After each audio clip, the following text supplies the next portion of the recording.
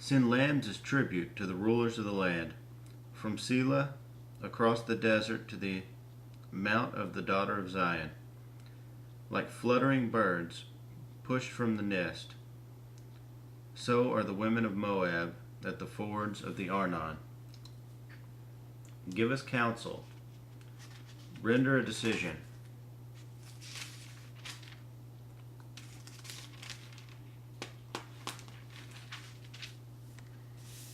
Make your shadow like night at high noon. Hide the fugitives, do not betray the refugees.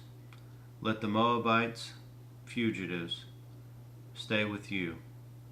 Be their shelter from the destroyer. The oppressor will come to an end, and destruction will cease. The aggressor will vanish from the land. In love a throne will be established. In faithfulness a man will sit on it, one from the house of David, one who in judging seeks justice and speeds the cause of righteousness. We have heard of Moab's pride, her overweening pride and conceit, her pride and her insolence, but her boasts are empty. Therefore the Moabites wail, they wail together for Moab. Lament and grieve for the men of Kir Hareseth. The fields of Heshbon wither, the vines of Sibmah also.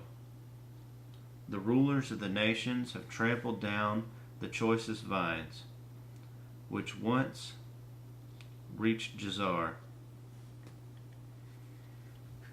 and spread toward the desert. Their shoots spread out and went as far as the sea. So I weep as Jazer weeps for the vines of Sibmah, O Heshbon, O Eleah. I drench you with tears. The shouts of joy over your ripened fruit and over your harvest have been stilled. Joy and gladness are taken away from the orchards. No one sings or shouts in the vineyards.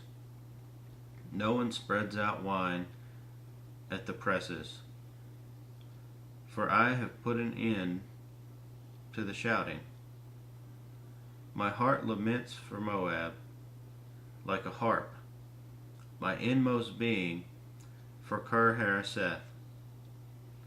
When Moab appears at her high place, she only wears herself out.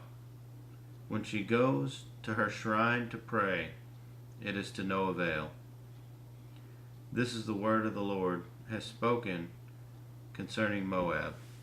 But now the Lord says, within 3 years, as a servant bound by contract would count them, Moab's splendor and all her many peoples will be despised, and her survivors will be very few and feeble.